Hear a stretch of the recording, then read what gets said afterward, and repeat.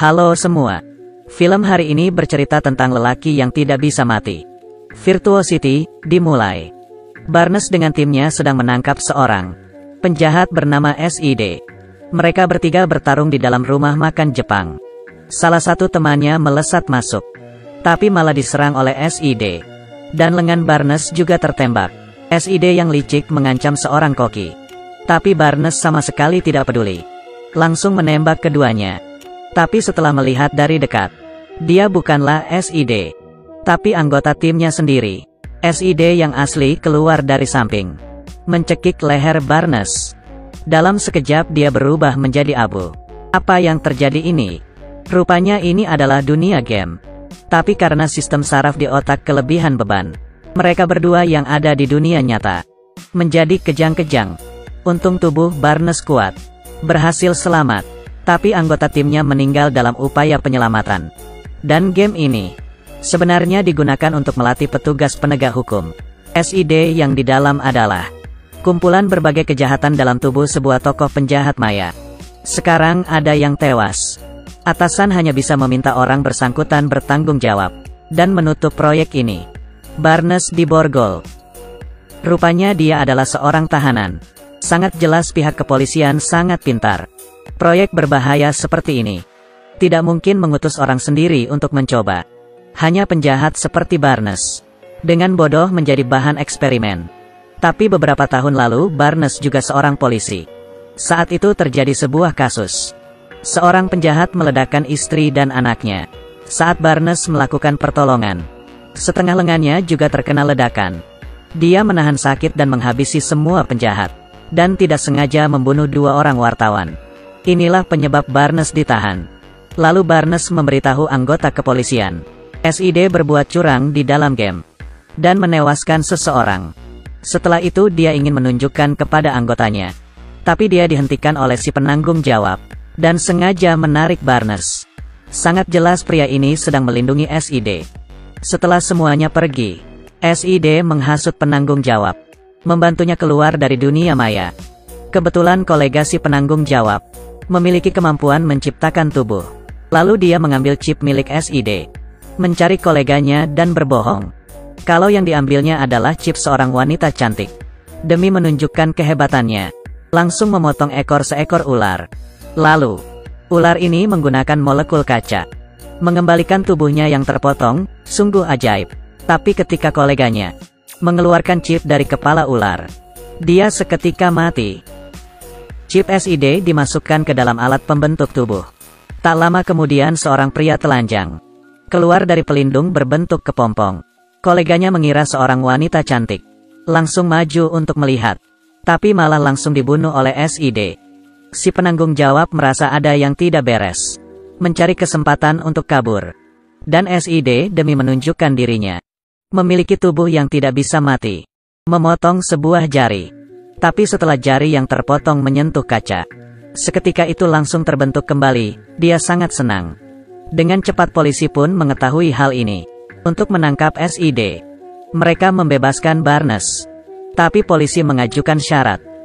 Kalau Barnes tidak berhasil menangkap SID maka akan kembali ditahan. Untuk berjaga-jaga, di dalam otak Barnes dimasukkan sebuah alat pelacak. Sebelum berangkat psikolog kriminal Carter juga ingin berpartisipasi, ingin bersama-sama menangkap SID. Barnes tidak berdaya dan membawanya. Mereka berdua sampai di suatu tempat kejadian perkara. Dari kaca yang rusak bisa dilihat, ini pasti perbuatan SID. Dan di dinding juga tertulis kata-kata yang sering dipakai penjahat lain. Sangat jelas SID sedang mengimitasi orang lain. Untuk memeriksa dengan jelas tentang SID, mereka berdua pergi ke rumah si penanggung jawab dan melihat di komputer. Rupanya di dalam otak SID terdapat kepribadian 200 orang penjahat. Salah satunya adalah pembunuh istri dan anaknya. Ini membuat Barnes marah besar. Sedangkan SID menyerang sebuah bar dan menyandera semua orang. Dia memang sudah gila. Dia bahkan menggunakan suara minta tolong untuk menciptakan sebuah lagu dan meminta orang memotretnya. Untung Barnes segera sampai dan menembaknya sampai tumbang. SID segera melarikan diri, lalu mencuri sebuah mobil polisi. Dia mengambil serpihan kaca dan memasukkannya ke dalam mulut.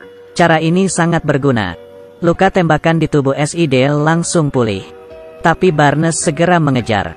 Mereka berdua memulai pertarungan. Karena tembakan Barnes jitu, SID yang tubuhnya dipenuhi tembakan pun kabur. Setelah kejadian ini, Barnes menemukan teknik SID melakukan kejahatan. Dia sangat narsis. Dengan pembunuh yang membunuh istri dan anaknya sangat mirip. Ingin menarik perhatian semua orang melalui pembunuhan. Dan tebakannya benar. Di sisi lain SID menerobos masuk ke pertandingan tinju. Langsung melempar seorang penonton dari kursi. Polisi menembak tangan kanannya. Tapi tetap tidak bisa menghentikan SID. Dia melompat ke panggung. Menikmati suara teriakan penonton. Untung Barnes cepat sampai. SID kabur lagi. Dan pergi ke stasiun kereta api. Menggunakan tangan menyerap kaca dari jendela kereta. Telapak tangannya pun pulih kembali. Melihat Barnes yang mengejarnya, SID segera menembak seorang penumpang. Dan melempar kesalahan ini kepada Barnes. Karena banyak saksi menunjuk Barnes sebagai pembunuh, temannya terpaksa membawanya masuk ke mobil tahanan. Tapi di tengah jalan SID menyerang mobil tahanan. Dan mengeluarkan Barnes. Maksudnya apa ini? Rupanya SID telah menetapkan Barnes sebagai satu-satunya saingan. Dia membutuhkan Barnes untuk melanjutkan permainan. Tidak hanya itu, SID juga memberitahu Barnes. Alat pelacak di otaknya mengandung racun. Sekali diaktifkan dalam 30 detik pasti mati. Dan sesuai perkiraan, setelah atasan mengetahui Barnes kabur, mereka ingin segera mengaktifkan racun. Untung temannya segera menghancurkan mesinnya dan menyelamatkan nyawa Barnes. Sedangkan SID menjadi semakin gila. Kali ini dia langsung menyerang sebuah ruang siaran. Ingin bermain permainan membunuh di depan puluhan ribu penonton. Dan orang pertama yang akan dibunuh adalah putri dari Carter. Carter menangis dan berteriak, "Siapa suruh kamu ikut dalam penangkapan ini?" Barnes menerobos masuk ke dalam gedung. Baru saja pergi Carter menemukan si penanggung jawab sudah di sampingnya. Carter yang emosi pun menghantamnya. Dan ketika Barnes sampai, langsung melakukan tembakan. SID segera kabur. Kemudian saat ini polisi mengendarai helikopter menyerang Barnes. Untung temannya segera menghentikan polisi. Setelah itu Barnes dan SID mulai bertarung. Mereka berdua menarik seutas tali dan melompat ke bawah. Dan jatuh mendarat ke dalam gedung. Dua kaki dan sebelah lengan SID semua hancur. Tapi orang ini masih tidak menyerah. Menggunakan lengan yang tersisa, menangkap leher Barnes. Lalu kedua kaki dan tangannya. Menyerap kaca di sekeliling dan mulai pulih kembali. Barnes tak punya cara lain lagi. Hanya bisa mencabut chip dari otak SID. Dan menghentikannya. Saat ini si penanggung jawab memberitahu Barnes kalau SID mati. Tak ada yang mengetahui keberadaan Putri Carter. Barnes melihat chip di tangannya. Dan mempunyai sebuah rencana. Dimasuk ke dunia game lagi.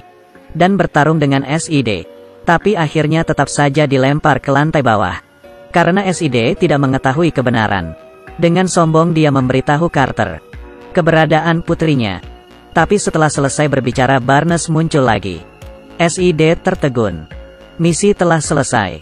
Temannya segera menarik Carter kembali ke dunia nyata. Tapi di saat Barnes muncul, si penanggung jawab menghabisi temannya. Sampai sekarang dia masih melindungi SID. Dan di dunia game, SID kembali menyiksa Barnes. Membuat sistem saraf otaknya kelebihan beban. Nyawanya terancam. Carter pun menghabisi si penanggung jawab. Lalu segera menarik Barnes kembali. Menghadapi SID yang tidak berhenti berteriak, Barnes segera mencabut chipnya. Kemudian mereka berdua pergi ke tempat Putri Carter disekap. Rupanya di dalam ruang ventilasi udara gedung. Barnes menggunakan lengan robot untuk menghadang kipas angin.